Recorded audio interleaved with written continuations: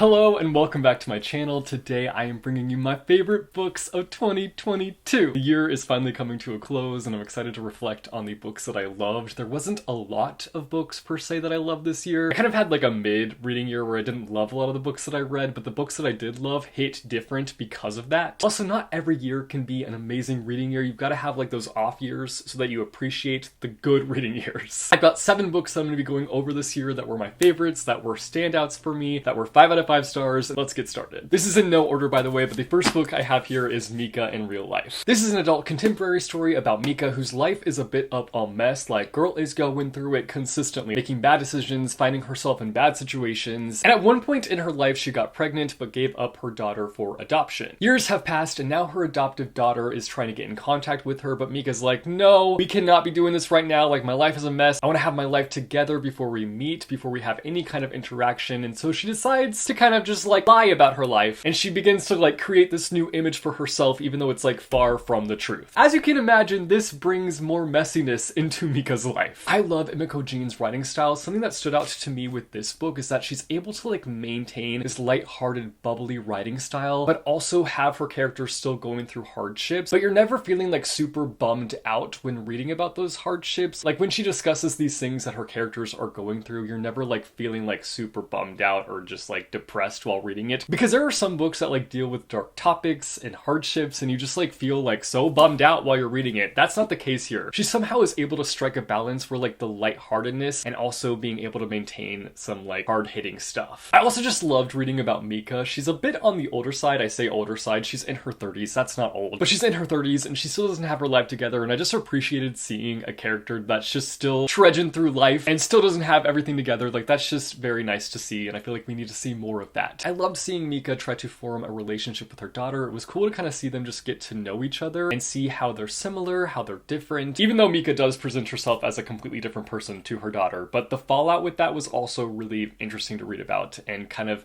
seeing how that affected their dynamic. There's other things that definitely come into play that affect their dynamic. Oh yeah. Overall, I love this book. I feel like it's super underrated. I feel like Emiko Jean in general is overlooked, and like we need to stop overlooking her. She's definitely becoming a favorite author. I haven't read all of her stuff yet, but like, bet your bottom dollar I will be reading all of her stuff because I love what I've read from her so far. Next up, we've got Twice Shy. I've talked about this book at length on this channel because it was very impactful in my reading life. I will talk a bit more about that, but in this book we follow Maybelle, who has inherited her great aunt's property, but when she gets there she finds out that she is actually a co-inheritor with this guy who has such a different vision for what he wants to do with the property. We watch as they butt heads over this property and finalize what they want to end up doing to it. I owe this book a lot because it opened up my eyes to the romance genre. I was a full-on romance hater before I read this book. Like, I just looked at every romance book with such distaste, and this book was a realization to me that just because I had a few bad eggs here and there within the romance genre, it doesn't necessarily mean that every book within that genre is terrible. It also just reminded me of the fact that I need to be like gravitating towards romance books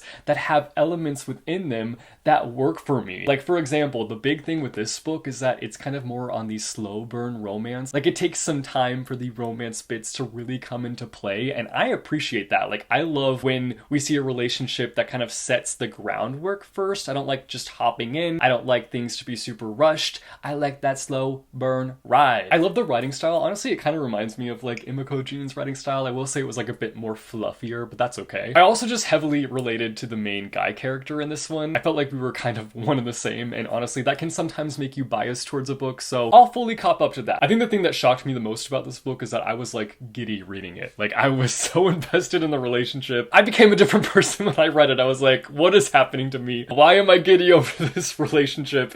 Somebody call my therapist. Next up here I have Golden Boys by Phil Stamper. In this book we follow 4 boys who have a very strong bond, and they have all connected through varying things, but I feel like the one thing that ties them together is their sexuality. The story takes place over the summer, and the boys are all doing different things for the summer. Some are volunteering, some are doing like an internship, some have jobs, another is attending some kind of summer school situation. And the story is really about their bond, but also them kind of stepping outside of that bond to find themselves, but them coming back together and realizing that they will always be connected. I feel like Phil Stamper is kind of overlooked in the YA YA sphere, and that's unfortunate because I really love his books. I loved this one, and then I read The Gravity of Us by him, and I really enjoyed that book as well. I feel like he brings in a lot of fresh ideas, and I so appreciate that. I love seeing these boys who were the best of friends, who relied on each other, having to have these moments where they stood on their own and they kind of found their own voice outside of the friend group. It can be easy to like rely on your friends in different varying situations, and this summer gives them this opportunity to stand on their own and to find themselves and then come back to that friend group and realize that they'll always have that bond, they'll always have that connection, and they will always be able to come back to that comfortable place. We get the perspective of each boy in this book, and each of them are on such different journeys, and I felt like that really worked for this book because it's just never boring and there's always something new to read about. So overall, I really love this book. I definitely recommend checking it out if you are into YA contemporary. Next up here, I've got The Seven Husbands of Evelyn Hugo. In this book, we follow Evelyn Hugo, who is finally ready to reveal the stories of her glamorous and scandalous life. We explore the ups and downs of her as a famous actress and all the secrets that she kept from the public eye. This book was quite literally stunning. Like, there's no other word for this book but stunning. Stunning is the word. I loved exploring the flawed and beautiful life of Evelyn Hugo. There was just so many things happening within the story, and I just ate every bit of it up. I loved kind of that back and forth too between the present and the past. We obviously have Evelyn Hugo discussing her life with this journalist, and she's allowing this journalist to write her story, and I loved their interactions. And then just delving into the past was just stunning. This book just had such a cinematic quality to it. Like, I just could not help but visualize everything as a movie within my mind. I loved it. There's something about this book that just like tricks your mind into thinking that you're reading a true story, and I just so easily found myself wrapped up in it. The pacing is also something that like really stands out to me in my mind when thinking about this book, because I feel like the story beats were just so well paced out, and it just evolves in such an engaging way. Obsessed. Next up here, I've got The Love Con. In this book, we follow Kenya, who has a dream of having a creative career. When she lands a slot on a cosplay show, she feels like she's set up for success. But when she gets wrapped up in this fake dating reality TV relationship situation with her best friend, the stress of the competition and having to keep up this fake relationship will have her stressed out.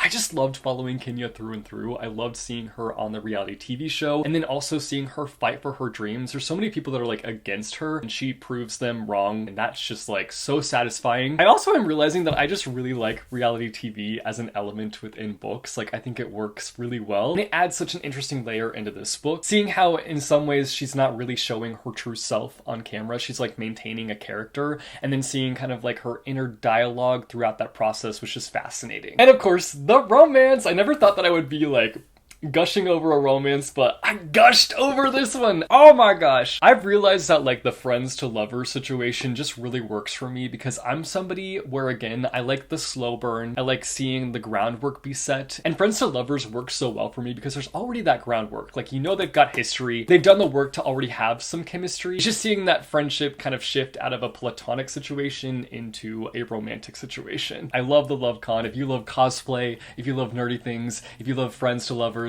definitely check it out. Next up, I have Gallant. In this book, we are following Olivia, who knows nothing about where she came from, but one day she receives an invite from what appears to be her home, where she's from, this place called Gallant. When she gets there, it's not what she's expected, and also nobody there was expecting her. This place called Gallant is filled with secrets, and she wants to uncover it all in order to learn more about where she came from. This was one of the most chill books I've ever read by V.E. Schwab. I was like, this is so different because this is so calm, cool, collected. I was very confused, but I was also here for it. Like, I found that aspect of it to be very enchanting. I will say up front, I do not think this is going to be a book that a lot of people like. There was just something about it that worked for me. I liked that kind of like soft approach of like building up Gallant, and there not being a lot of like crazy things happening within the plot. It's very much so on the subtle plot side of things. It gave me the same enchanting feeling that fairy tales do. I loved exploring the idea of homes and how homes aren't necessarily like where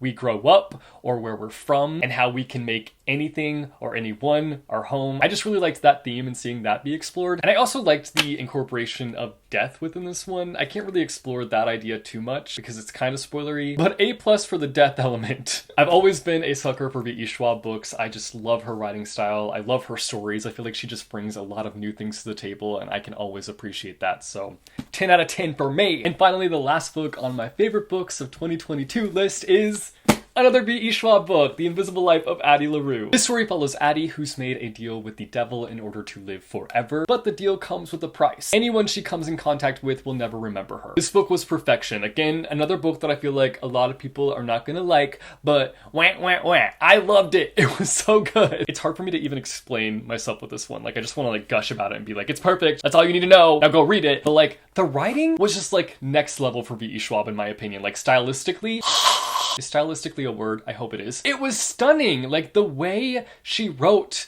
this story was just so good. There was just like magic infused with every word. Like every word felt like it was just like so delicately selected in order to create this masterpiece. Characterization was another thing that I feel like B.E. Schwab really succeeded at with this one. Addie, in some ways, is kind of a numb character because she's been living for so long and she's so used to just like not being remembered. And that obviously has affected her immensely to become this kind of numb person where she just doesn't have a lot of expectations tied to anyone that she comes in contact with. It's just kind of shaped her entire personality, and I loved seeing that. Then I also loved this like theme that came into play of like wanting to be remembered, wanting to have some kind of legacy. I don't know, there's just I could gush for hours, but I'm not gonna do that. I feel like everybody's already talked about this book. I'm very late to the party here, but I've arrived a little late, fashionably late. 200 stars out of 200 stars. Amazing. Perfection.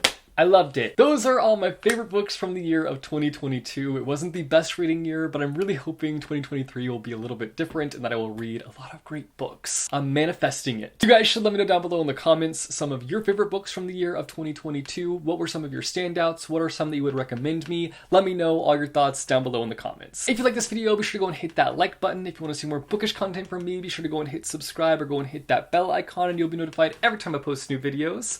As always, thank you guys so much for watching. I hope your day is bright, that tomorrow is brighter. Keep reading what your heart desires, and I will see you next year with a new video. Hey, hey, hey, hey, hey. Okay, bye.